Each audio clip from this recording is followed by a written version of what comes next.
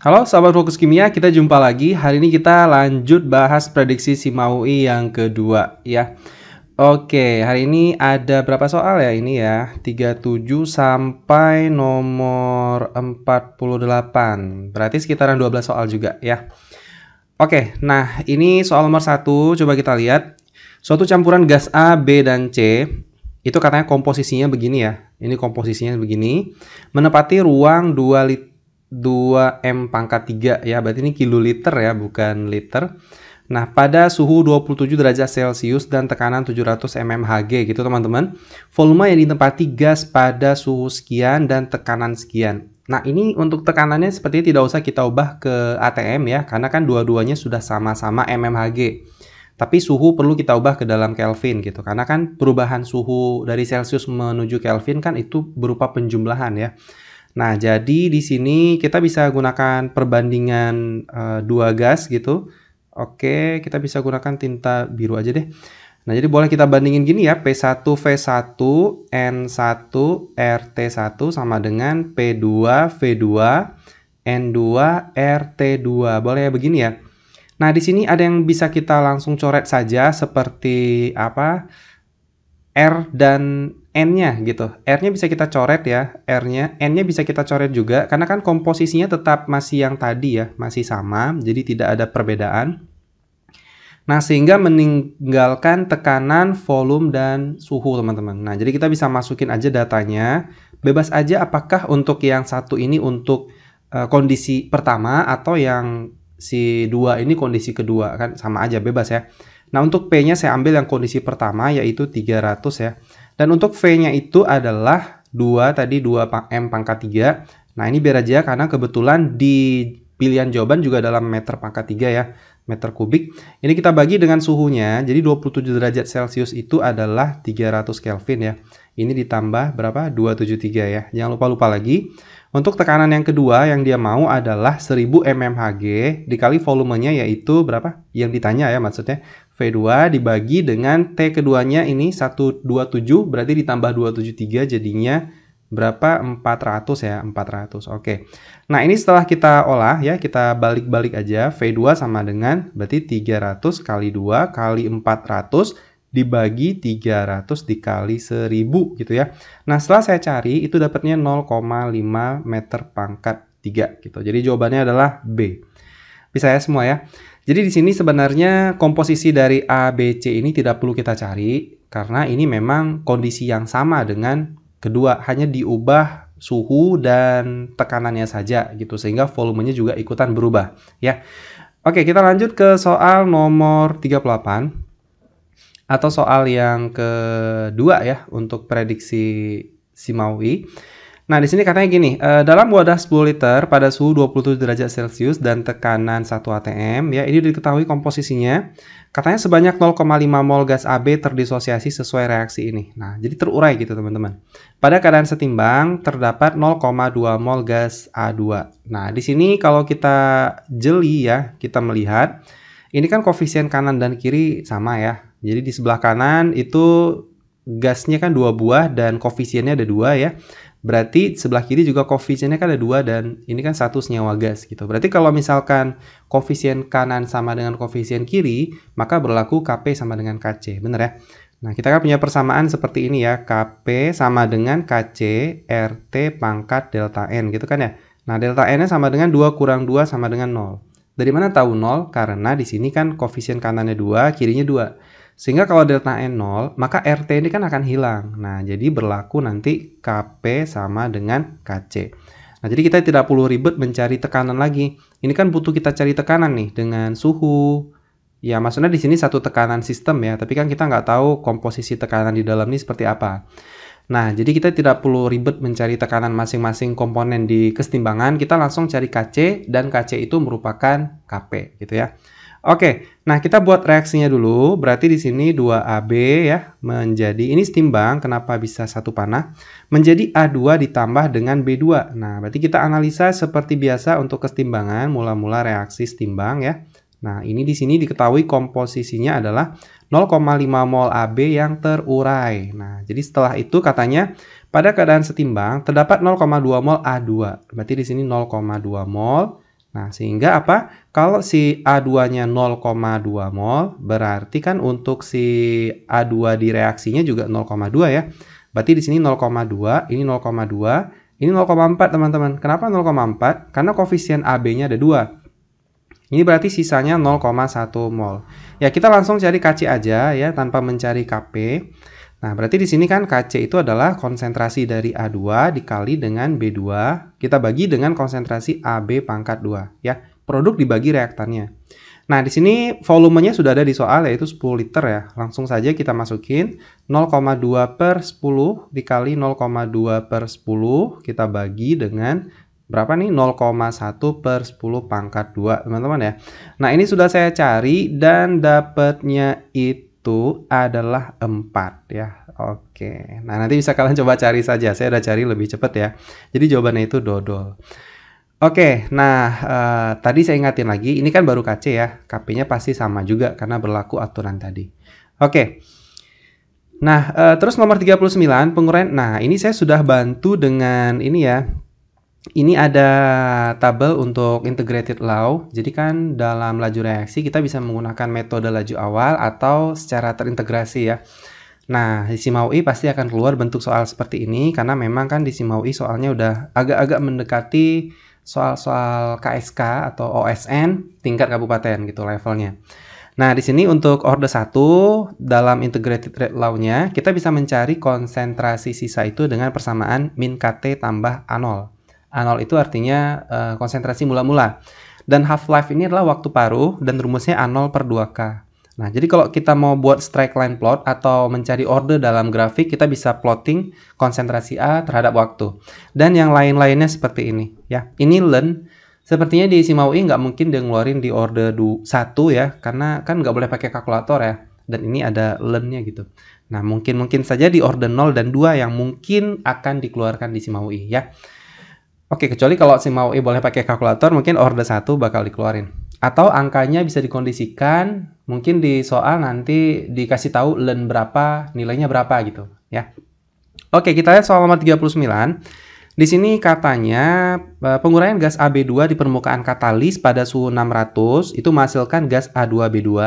Reaksinya memiliki tetapan penguraian. Jadi K-nya sudah ada.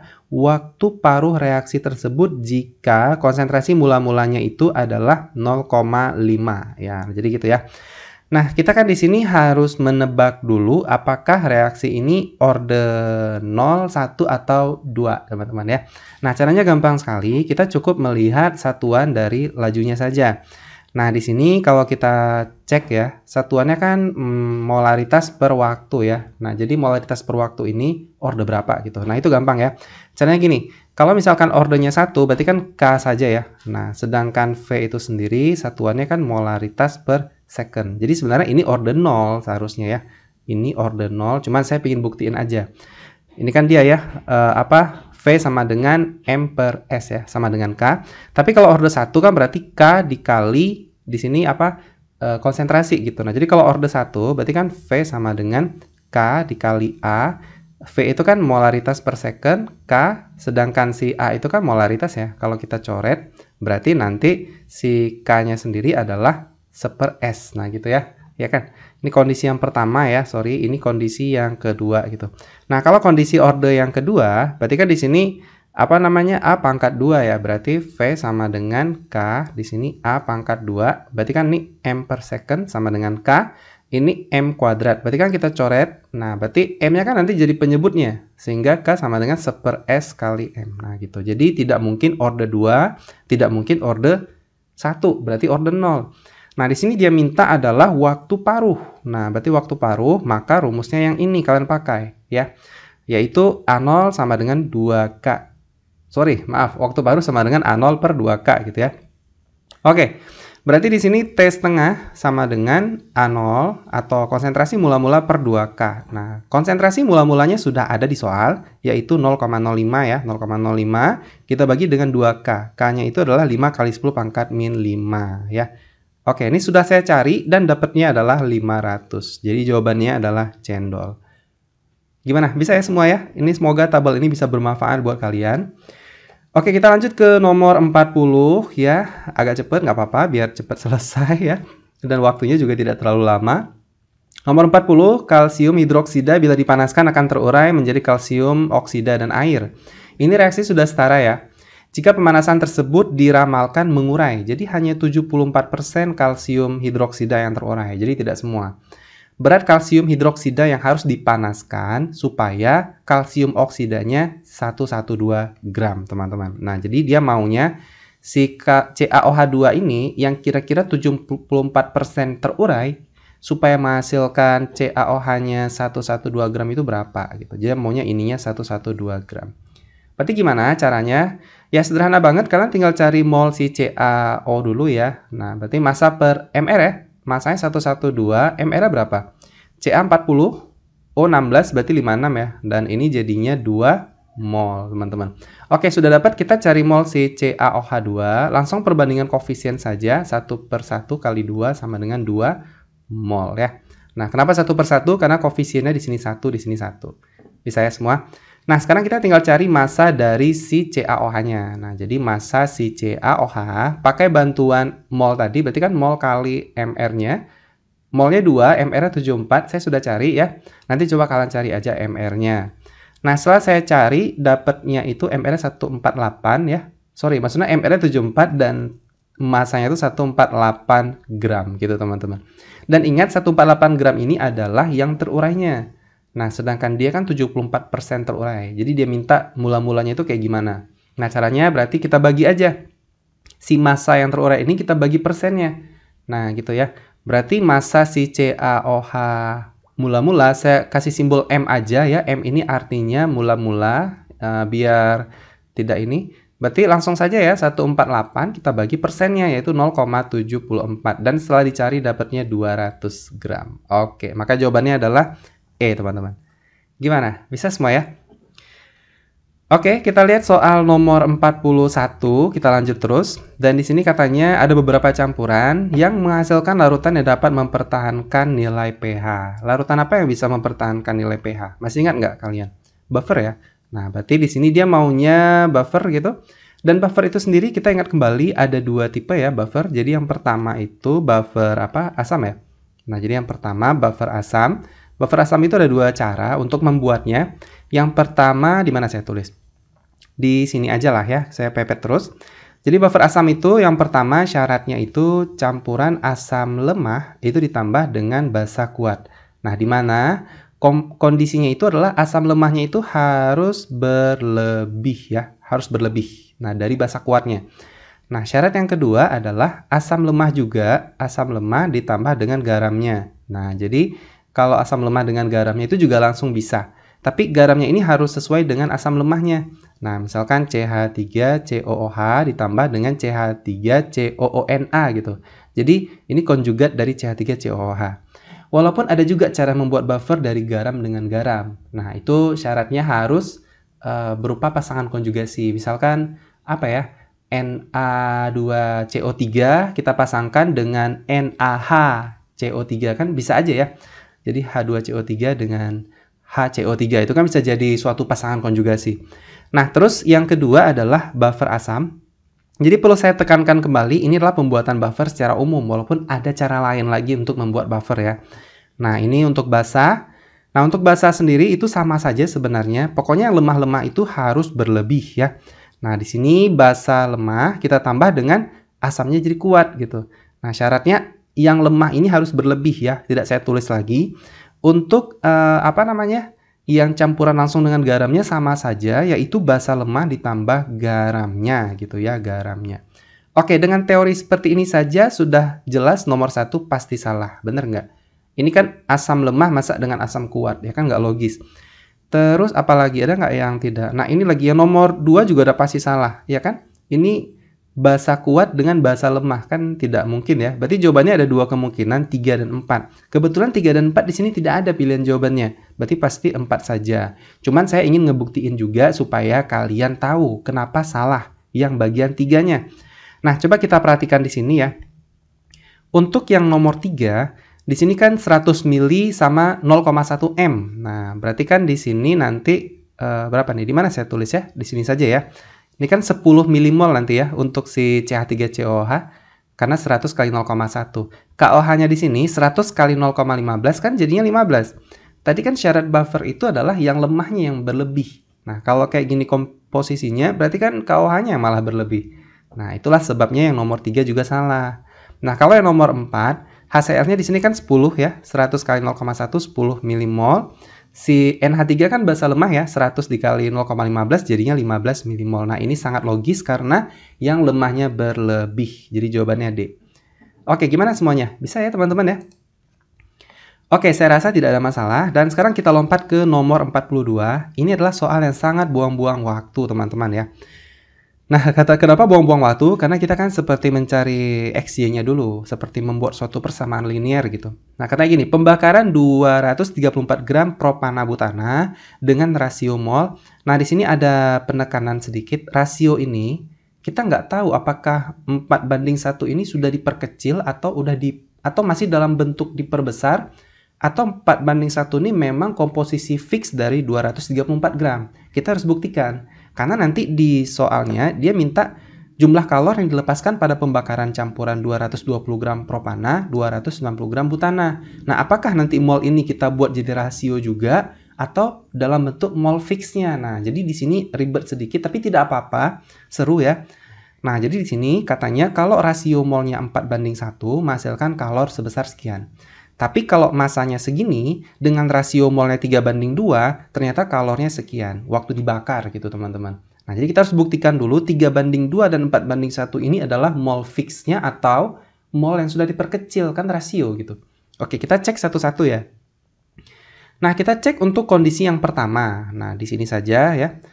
Kondisi yang pertama itu adalah saat 234 gram campurannya. Kita cek. Propana ada yang masih ingat rumusnya? Propana apa? Propana itu rumusnya adalah, di sini aja saya tulis ya, propana berarti CH3, CH2, CH3 berarti C3H8 ya. Ini propana, berarti MR-nya sudah saya cari 44 ya. Yap, untuk butana itu rumusnya apa nih? C4H10 ya, berarti MR itu sudah saya cari 12 kali 4, 48 ditambah 10, 58 ya. Nggak ada masalah ya saya rasa. Nah, kita harus buktikan dulu mol-mol ini tadi ya. Seperti yang saya cerita sebelumnya itu kayak gimana. Nah, kita mulai dari yang masanya 234 gram dulu teman-teman ya. Nah, kita cari masing-masing. Kita cari massa dari prop dulu. Berarti 4 mol ini ya dikali dengan MR-nya 44. Berarti kan jadinya di sini 176 gram. Dan untuk massa si but ya, berarti 1, ini kan molnya 1 ya. Dikali dengan 58. Jadinya adalah 58 gram teman-teman. Ini kita tambah saja 176 ditambah 58 ini kan jadinya 234 gram. Berarti fix ya. Berarti ini adalah mol yang bukan diperkecil. Nah, kan kita takut juga apakah ini molnya 8:2 gitu. Karena hasil bagi ini kan nanti juga bilangan yang besar. Apakah perlu diperkecil? Kan kita harus buktikan. Oke, ini sudah oke. Saya rasa tidak ada masalah. Sekarang kita buktikan yang bagian satu lagi. Untuk yang ini, yang apa? Yang masanya 248 ya, 248. Sama seperti tadi caranya, saya cari dulu massa si propananya itu adalah langsung saja 3 kita kali dengan 44 ya. 44 berarti jadinya itu 132. Terus massa si butana juga sama, 2 dikali dengan 58. Nah, sekarang jadinya 116. Ketika kita jumlah jadinya berapa nih? 248. Ternyata benar ya. Oke, berarti fix bahwasanya perbandingan ini adalah perbandingan yang tidak diperkecil dan ini adalah kebetulan pas banget di bilangan yang terkecil gitu ya. Oke, kita langsung ngebandingin saja ya. Berarti kita misalkan aja propananya ini dengan X ya, butananya ini dengan Y gitu. Nah, jadi boleh dong saya buatnya seperti ini. 4X ditambah Y sama dengan 11737. Dan di sini untuk perbandingan 3:2, 3X tambah 2Y sama dengan berapa tuh? 12399. Nah, jadi begitu. Jadi tinggal kita bandingkan saja. Nah, ini saya coba kali aja ya. Saya mau hilangkan Y-nya. Ini saya kalikan 2 saja ya. Sehingga jadinya di sini nanti 8X ya. Tambah 2Y sama dengan 23474. Di sini jadinya tetap sama. 3X tambah 2Y sama dengan 12399. Nah, ini tinggal kalian olah saja. Kalian kurang saja ya. Nah, ini karena pendek banget daerah nulisnya. Saya persingkat saja. Nanti tolong ini kalian cari saja. Saya sudah cari dan dapat itu X-nya sama dengan 2215. Dan Y-nya itu nanti X-nya nanti tinggal kalian masukin aja ke salah satu persamaan di atas. Dan Y-nya itu dapatnya 2877. Ya, seperti itu. Oke, jadi pokoknya X-nya sekian ya. Nah, ini mohon maaf agak pendek sekali. Jadi saya coba naikin ke atas saja lah ya. Atau di sini saja deh, kayaknya boleh deh di pojok sini ya, karena kan ini juga tidak terlalu banyak nyarinya. Oke, saya pepet kemari saja. Dan di sini kita mau cari kira-kira kalornya itu gimana kalau komposisinya begini. Jadi kita tinggal cari aja molnya masing-masing. Atau di sini sajalah saya tulis ya, biar tidak mengganggu slide yang lain kali ya. Oke, jadi di sini aja saya tulis. Ini saya tarik aja panahnya ke mari ya. Oke. Nah, jadi pertama kita cari dulu mol si propnya. Mol si propnya di sini kan 220 ya, 220 per mR 44 ya. Setelah saya cari itu dapatnya adalah 5. Di sini 5 mol. Dan untuk mol si butananya juga sama. Di sini 290 kita bagi dengan 58, saya juga dapatnya 5 mol. Nah, jadi ini tinggal kalian pasangkan aja dengan XY di sini, teman-teman. Jadi 55 ini tinggal dipasangkan dengan ini. Nanti kira-kira dapatnya itu berapa totalnya. Nah, jadi maksud saya gini. 5, saya ganti tinta aja. Ini sudah kepepet banget daerahnya. 5 ya. Ini bisa nggak ya kalau saya coret yang sebelah sini? Hilang ya. Ya, berarti di sini langsung saja boleh 5 dikali X-nya itu 221, 2215 ditambah 5 dikali ini 2877. Nah, gitu. Jadi nanti ini kalian cari ya totalnya berapa. Mohon maaf kejepit. Dicari berapa? Setelah saya cari itu dapatnya adalah 25460, teman-teman ya. Nah, jadi seperti itu. Jadi jawabannya adalah D. Ya, mohon maaf banget ini agak mepet-mepet ya ke sini. Semoga kalian mengerti apa yang saya tulis ya. Oke, kita lanjut soal nomor 43. Dalam suatu proses elektrolisis larutan natrium sulfat 0,2 M dibebaskan 1,1 dm3 gas hidrogen. Ini baru liter ya. Pada keadaan tersebut 1 mol gas N2 bervolume 22 dm3. Jika jumlah listrik yang sama, katanya di sini banyaknya perak yang mengendap pada katoda. Jadi ada 2 sel ya. Ya, jadi dia mengelektrolisis natrium sulfat yang mana arus yang digunakan itu nanti digunakan untuk si perak nitrat. Nah, jadi arusnya itu sama.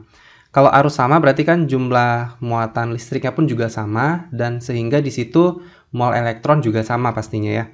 Nah, jadi natrium sulfat ini kita ionisasi dulu ya. Ini berarti jadinya 2Na+ ditambah SO4 2-. Dan di sini kalau kita lihat dia fokus ke hidrogen, berarti kan hidrogen itu dihasilkan dari Na+ ya, karena dia kan golongan 1A. Nah, jadi kita fokus di katodanya saja. Nah, ini jadinya 2H2O tambah 2 elektron menghasilkan 2OH- tambah H2. Nah, kita butuh tahu mol H2 dulu supaya bisa mencari mol elektron ya. Nah, jadi gimana caranya? Kita bisa gunakan perbandingan 2 gas. Nah, di sini kan katanya gas hidrogen yang dihasilkan 1,1 dm⁻³ dibandingkan dengan nitrogen. Kita bisa gunakan persamaan V1N1, V2N2. V1 untuk si hidrogen berarti 1,1. Untuk N1-nya inilah yang kita cari. Untuk V2-nya sudah ada 22 di soal itu. Untuk molnya sudah ada si N2-nya yaitu 1. Sehingga setelah kita cari, dapatnya ini berapa nih? 1,1 per 22. Berarti jadinya adalah 0,05. Ya, 0,05 mol. Oke, berarti di sini untuk si H2-nya itu 0,05 mol. Sehingga untuk si elektronnya, kita kan tinggal bandingkan koefisien. Berarti mol elektron sama dengan... Berarti berapa nih? 2 per 1 dikali 0,05, maka jadinya 0,1 mol. Kita sudah dapat mol elektronnya 0,1 mol. Mol elektron ini kita gunakan untuk elektrolisis AgNO3. Nah, jadi AgNO3 atau perak nitrat ketika diionisasi jadinya Ag+ ditambah NO3- ya. Nah, berarti di sini untuk katodanya itu fokus katoda saja, karena kebetulan dia mau banyaknya perak ya. Ini kan berarti Ag+ akan tereduksi ya, butuh 1 elektron saja menjadi Ag. Nah, di sini mol elektronnya kan sama ya, karena dia bilang juga jumlah muatan listrik sama. Berarti ini sama saja. Di sini juga 0,1 mol, maka Ag-nya jadi 0,1 mol juga. Kenapa 0,1 mol juga? Karena koefisiennya sama-sama 1. Sehingga akhir kata ya, kita langsung cari massa Ag sama dengan mol kali AR-nya. Molnya 0,1, AR-nya 108 ya, disebut di soal. Nah, jadi jawabannya itu adalah 10,8 gram. Jadi jawabannya itu C ya. Oke, kita kebut ke nomor 44. Q yang mempunyai rumus C4H10O katanya itu menjadi R. Nah, kalau kita perhatikan di sini hidrogennya hilang 2 buah. Berarti ini mengalami reaksi oksidasi ya. Cuman di sini oksidasinya sepertinya tidak menambah O, hanya menghilangkan 2 hidrogen saja. Jika R dioksidasi, nah sekarang R-nya yang dioksidasi dan dipanaskan dengan larutan NaOH dalam I2 akan dihasilkan endapan kuning. Nah, ini si NaOH dengan I2 ini namanya reaksi iodoform ya.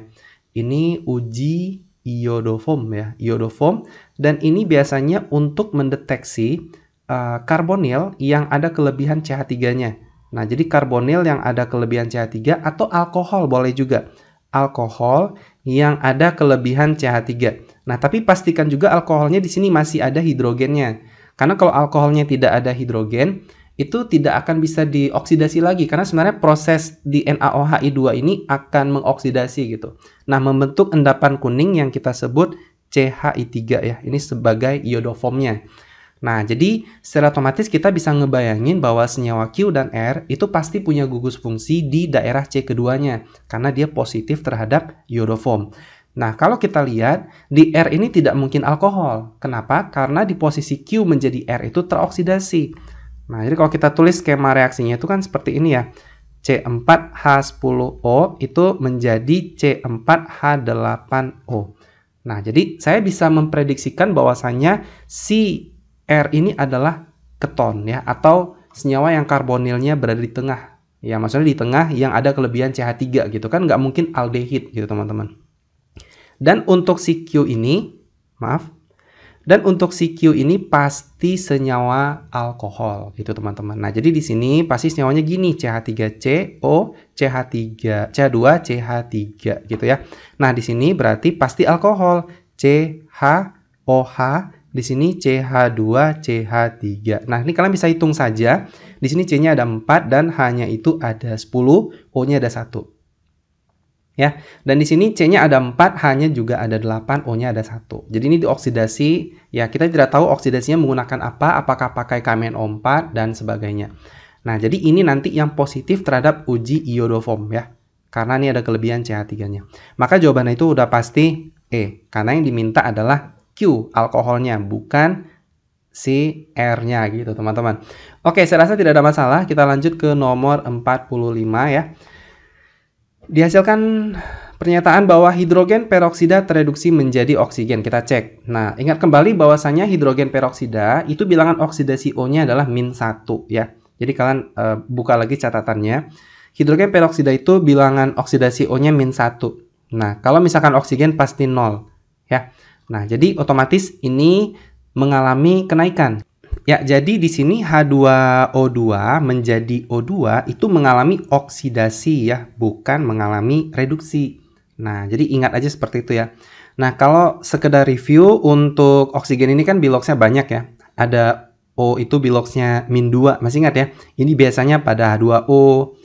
Nah, jadi yang tidak spesifik gitu. Kalau misalkan kayak peroksida, ini O itu biloxnya -1 gitu. Terus apa lagi tuh? Ini namanya peroksida ya. Peroksida. Terus ada yang namanya super ya. Super oksida itu biasanya bentuknya itu di golongan 1A KO2 gitu. Jadi K itu kan +1, maka O di sini kan -1 bagi 2 jadi -setengah. Nah, jadi gitu. Nah, terus ada senyawa yang khusus seperti F2O itu O-nya jadi +2. Nah, ini nggak ada nama ya. Jadi hafal aja gitu. Nah, jadi di sini hidrogen peroksida bukan mengalami reduksi, tapi oksidasi. Maka statement awal salah, sebab ion hidrogen teroksidasi menjadi air. Yang teroksidasi bukan si hidrogen ya, tapi oksigennya menjadi O2 gitu. Terus reduksinya yang mana kalau kalian mau cari? Pasti Mn. Di sini kan +2 ya. Di sini -1, O itu -2, berarti -8. Supaya -1, maka di sini plus, berapa nih? +7 ya. 7 dikurang 8, -1. Nah, 7 menjadi -2 itu kan turun, berarti mengalami reduksi. Maka ini salah juga, berarti jawabannya adalah E. Oke, sedikit lagi, tinggal 3 soal lagi ya. Di antara molekul di buah ini yang bersifat amfiprotik, ini apa namanya? Amfoter ya. Nah, amfoter, untuk amfoter sendiri itu berarti senyawa yang bisa bereaksi dengan asam, bisa bereaksi dengan basa ya. Bisa bereaksi dengan asam atau basa ya, jadi bisa kedua-duanya. Nah, jadi untuk mengecek apakah dia bisa bereaksi dengan asam atau basa, pastikan dulu senyawanya itu bisa melepas H+ dan bisa menerima H+. Kalau NH3 kan bisa ya. Nah, NH3 itu kalau melepas H+ jadinya NH2- ya kan? Kalau misalkan dia menerima H+ kan jadinya NH4+ kan gitu ya. Nah, kalau SO42- ini nggak bisa melepas H+. Nah, tapi dia cuma bisa menangkap H+ aja, berarti HSO4-. Kalau si HPO42- bisa menjadi PO43-. Kalau menerima H+ jadinya H2PO4-. Nah, kalau NO2- cuman bisa menerima aja, jadinya HNO2-. HNO2 maksud saya. Kalau misalkan melepas H+ dia tidak bisa ya, karena tidak ada hidrogen di dalamnya. Berarti jawabannya 1 dan 3, berarti B. Oke, gimana? Bisa semua? Oke, bisa ya insya Allah ya. Oke, soal nomor 47, sedikit lagi. Hidrokarbon tidak jenuh X dapat dioksidasi dengan KMnO4. Oksidasi berikutnya akan menghasilkan produk di keton. Nah, di sini kan dia membuat oksidasi selanjutnya menjadi keton. Berarti harus alkohol senyawa oksidasi yang pertama. Ya kan? Di sini kan ada kata-kata oksidasi selanjutnya gitu. Nah, mana dia tadi? Oksidasi berikutnya. Berarti di sini oksidasi pertama harus alkohol. Karena di sini kata-katanya di keton, berarti oksidasi yang pertama itu harus menjadi diol atau dialkohol. Nah, di sini ada yang kurang reaksinya. Seharusnya dia harus bilang kondisi basa ya. Di sini harus kondisi basa dan biasanya suhu kamar gitu ya, suhu kamar. Ini kalau kita buka di kitab organik ya, David Klein, Solomon atau Di Fessenden, mungkin agak beda reaksinya, tapi yang pasti harus ada bahasanya gitu. Ya udah nggak masalah, kita terjemahkan seperti itu. Jadi polanya itu begini teman-teman. Kalau misalkan ada alkena ya, itu direaksikan dengan KMnO4 dan di sini suasana basa, biasanya suhu kamar atau dingin. Biasanya kamar atau dingin ya, itu akan menjadi diol. Ini RR saya tulisnya alkil. Ini akan menjadi alkoholnya 2 biji gitu. Nah, alkohol. Nah, gitu. Nah, jadi di sini mungkin mau si soal ini dioksidasi lagi. Nah, jadinya nanti ini keton karena kan posisi di tengah ya. Kalau di ujung nanti jadi aldehid gitu. Nah, jadi maunya seperti ini. Inilah yang disebut dengan diketon gitu. Nah, apakah senyawa yang tersedia di sini memenuhi syarat yang dia mau? Nah, itulah yang ditanya di soalnya. Oke, sekarang kita akan coba membuktikan satu persatu kira-kira mana yang mungkin ya. Nah, kalau kita lihat saja jawabannya sudah dapat gitu. Dapat yang mana? Yang bagian satu tidak mungkin karena kan di ujung ya. Kalau terminal pasti jadi aldehid nih ujungnya. Nah, saya tidak buat lagi tahap diolnya ya, biar menghemat layar. Tahap diolnya saya nggak buat lagi, saya langsung ke posisi ketonnya aja. Nah, atau karbonilnya.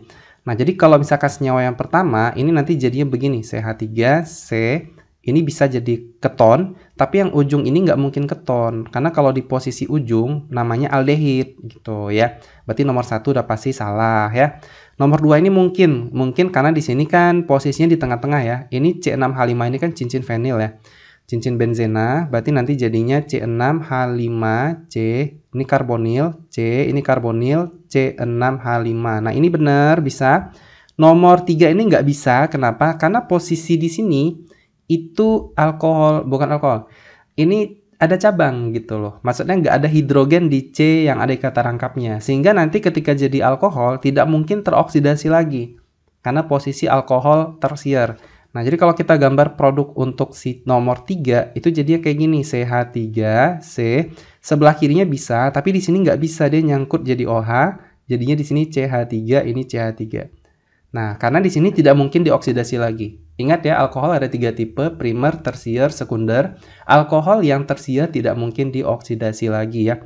Oke, sekarang yang nomor terakhir ini ada kemungkinan bisa nomor 4 ya. Saya tulis di sini saja. CH3C ini karbonil, C karbonil di sini CH3. Nah, ini benar ya, di keton. Berarti jawabannya itu 2 dan 4, 3 ini salah. Berarti 2 dan 4 apa? Jawabannya cendol ya. Oke, ini C. Gimana? Bisa ya semua? Oke, yang terakhir ya, ini agak teori banget soalnya. Coba kita saksikan apa sih yang dia mau ya. Nah, di sini katanya pernyataan yang benar tentang klorida dari NaCl, AlCl3, SiCl4, dan PCl3. Katanya gini, nomor 1 di sini dia bilang tidak semuanya bersifat asam. Benar ya, tidak semuanya bersifat asam. Iya, benar. Karena NaCl kan netral ya, netral. Untuk si PCl3 ini asam ya, ini kan asam ya. Nah, untuk AlCl3 ini amfoter malah ya, amfoter. Dan untuk SiCl4 saya nggak tahu harus berspekulasi seperti apa, karena dia letaknya agak di tengah-tengah. Si itu terletak di golongan 4A ya. Tapi sejauh yang saya tahu, Si itu bersifat amfoter juga seperti Al gitu. Nah, jadi tidak semuanya asam ya. Ini amfoter. Nah, berarti nomor 1 ini benar ya, tidak semuanya bersifat asam. Semua klor mempunyai bilangan oksidasi negatif. Ini benar ya, ini -1 semua nih, -1 ya. Oke, terus untuk P di sini kan +3 ya. Oke, nah terus untuk yang nomor 3, natrium klorida hanya salah satu dari keempat molekul yang mempunyai struktur ion murni. Nah, ini sejauh yang saya baca benar, karena AlCl3 mungkin kita berspekulasi bahwasanya ini senyawa ion. Benar ion juga, tapi tidak sepenuhnya ion, hanya sekitar 45%, karena karakter ion dari AlCl3 ini kan selisih keelektronegatifannya kecil. Karena Al itu kan lumayan besar keelektronegatifannya dibandingkan Na gitu. Jadi selisih keelektronegatifan Na dan Cl itu lebih besar dibandingkan AlCl3. Sehingga NaCl itu memang benar-benar karakter ioniknya terlihat gitu ya. 100%, kira-kira seperti itulah. Oke, 1, 2, 3 benar. Nomor 4, dalam wujud padatan semuanya amorf. Nah, jadi yang saya tahu NaCl itu tidak seperti amorf ya. Seperti karbon amorf gitu ya. Bukan ya. Tapi NaCl kan bentuknya kristal ya, garam dapur. Nah, jadi sejauh yang saya cari referensi, NaCl itu bentuknya kristal. NaCl sama AlCl3 itu dua-duanya bentuknya kristal, bukan amorf. Untuk PCl3 dan SiCl4 itu yang saya dapat referensi itu bentuknya liquid ya. Jadi cairan. Jadi 1, 2, 3 itu benar dan 4 itu salah. Maka jawabannya itu adalah A ya teman-teman ya. Oke, siap. Oke, sampai jumpa semuanya. Semoga sukses SIMAU UI-nya. Dan soal SIMAU UI yang prediksi saya bahas ini mungkin bisa saja dipakai untuk persiapan UTBK SBMPTN nantinya. Karena kan ya yang namanya juga soal kimia ya, dan tidak ke olimpiade banget, jadi sehingga bisa dimanfaatkan. Oke, sampai jumpa semuanya, semoga sukses dan sesuai dengan harapan yang kalian pilih di perguruan tinggi nanti. Amin ya.